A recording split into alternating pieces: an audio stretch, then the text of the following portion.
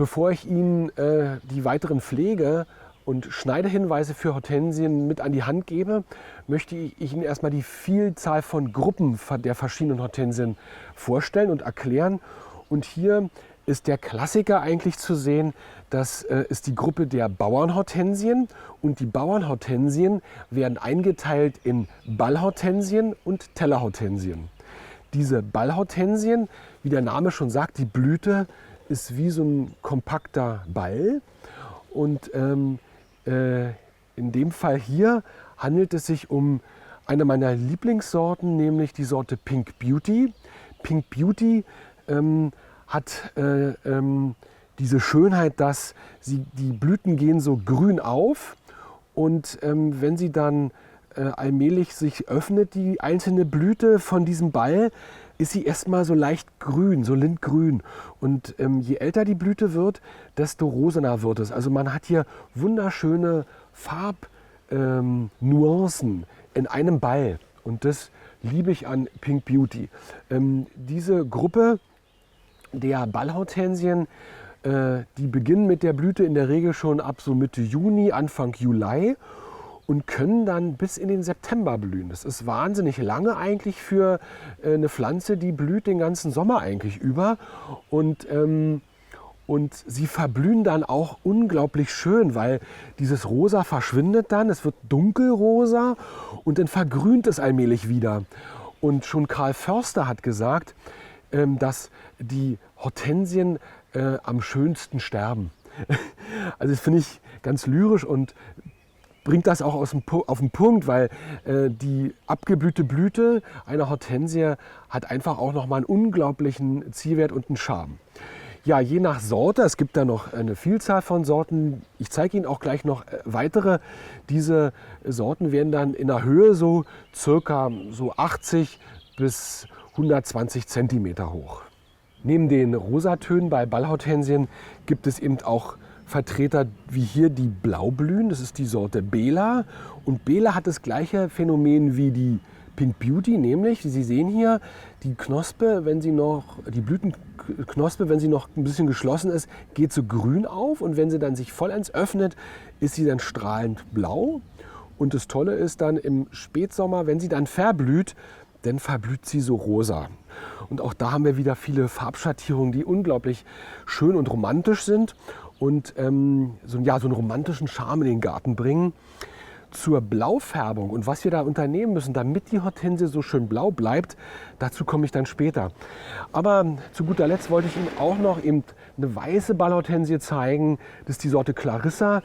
Die Pflanze in sich bleibt relativ kompakt, also das ist eine kleinere Sorte, auch dicht gedrungen und diese, wenn die dann verblühen, werden häufig dann auch dann rosa. Aber weiß ist natürlich ein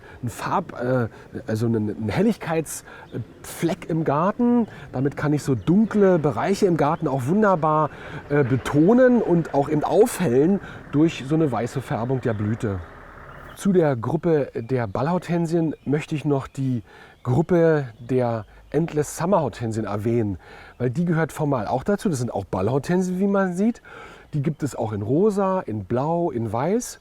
Aber das Tolle an diesen Pflanzen ist, diese Endless Summer Sorten, die blühen am einjährigen Holz. Und es ist ganz wichtig zu wissen, wenn ich nachher die Hortensie schneide und zu den Schnittmaßnahmen an Hortensien, da komme ich später nochmal im Detail drauf. Aber deswegen möchte ich an dieser Stelle die Endless Summer Sorten erwähnen. Zur Gruppe der Bauernhortensien gehören auch die sogenannten Tellerhortensien. Also neben den Ballhortensien gibt es Tellerhortensien. Und die Tellerhortensien bilden als Blüte keinen Ball, sondern so eine tellerförmige Blüte. Und das Besondere an dieser Blüte selber ist, dass die Blüte hier im Zentrum dieser Dolde, das ist die eigentliche Blüte, wo auch die Insekten, die Bienen reingehen. Und die außenliegenden Blüten sind keine Blüten, das sind eigentlich Schaublätter. Und diese Schaublätter haben dann verschiedene Farben und sollen die Insekten anziehen. Und diese Schaublätter sind halt steril. Also die sind nur dazu da, um Insekten anzulocken. Und bei diesen Tellerhortensien, die haben die ähnlichen Wuchseigenschaften wie die Ballhortensien, werden also auch so 80 bis 120 Zentimeter hoch. Sie blühen auch in verschiedenen Farben, wie hier in Weiß oder hier in Blau. Die Sorte heißt Frisbee Blue. Das ist auch eine, die so changiert nachher von Blau in Rosa.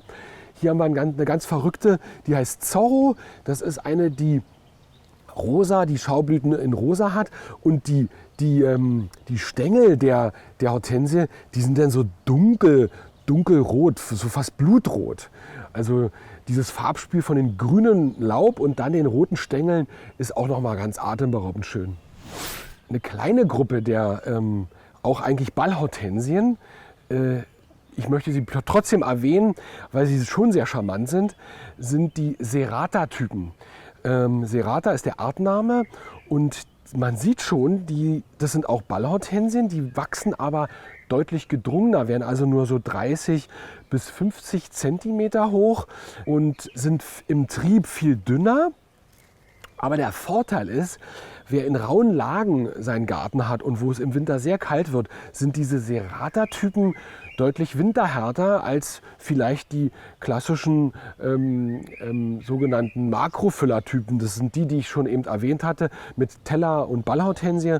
Diese Serrata-Typen sind gut geeignet in rauen Lagen, also wo es im Winter mal so richtig kalt wird mit minus 20, 25 Grad, ist der Serrata-Typ deutlich besser. Und sie blühen auch ein bisschen früher, so 2 bis 3 Wochen blühen die früher im Jahr, also schon manchmal Anfang Juni oder sogar Ende Mai gehen sie in Blüte.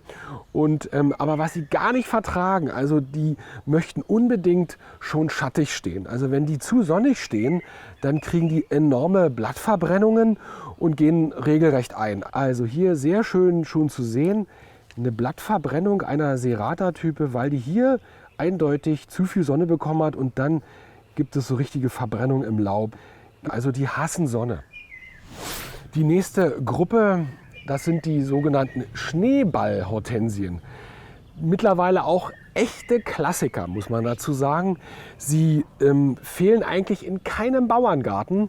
Und Schneeball, weil sie wie so ein weißer Schneeball blüht und auch lange blüht von Juli bis September durch. Das ist die Sorte Annabelle und die blüht auch wie eine Kugel. Sie ist extrem schnittverträglich, also je mehr man sie schneidet, auf den Schnitt komme ich ja noch, desto schöner blüht sie auch. Und sie ist sehr blühfreudig, wie man sieht, und auch sehr, sehr winterhart.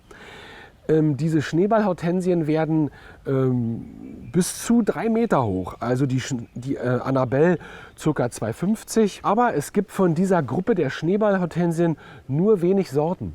Also der Klassiker ist eigentlich die Annabelle, die hier weiß blüht. Jetzt eine Neuheit, das ist die Sorte Pink Percussion. Die ist noch nicht ganz aufgegangen hier heute. Es gibt hier nur so einen kleinen rosa Saum der Blüte, aber auch die, wie man sieht, blüht auch extrem reich. Also jeder Stängel im Grunde genommen hat eine Blüte. Also die sind sehr, sehr dankbar. Aber Hortensien dieser Gattung saufen auch wie Löcher, kann man sagen. Alle Hortensien brauchen viel Wasser, aber die Schneeballhortensien brauchen wahrscheinlich am meisten Wasser. So, hier haben wir die nächste Gruppe der sogenannten Eichenblatthortensien. Und die haben den lustigen Namen, weil das Laub, was die eichenblättrige Hortensie hier hat, erinnert so an das Laub einer amerikanischen Roteiche. Deswegen Eichenblatthortensie. Die Eichenblatthortensien wachsen so ein bisschen bizarr. Also nicht so hoch und aufrecht, sondern ein bisschen bogig und ein bisschen schief.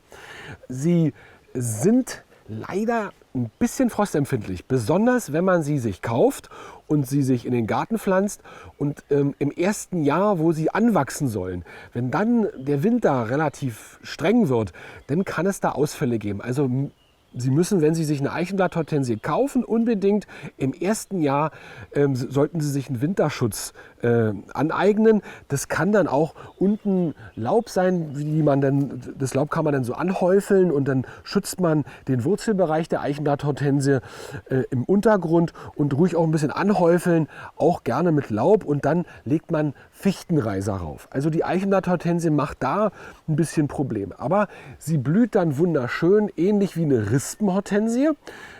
So in den Monaten geht es jetzt los, Juli bis Oktober so rum. Und der eigentliche Knaller ist nicht nur die Blüte, sondern das Laub kriegt nochmal dann so im Herbst eine wunderschöne, knallrote, leuchtend feuerrote Herbstfärbung. So ein bisschen wie der Indian Summer in Nordamerika. Die Pflanze leuchtet dunkelrot, teilweise bis orange auch.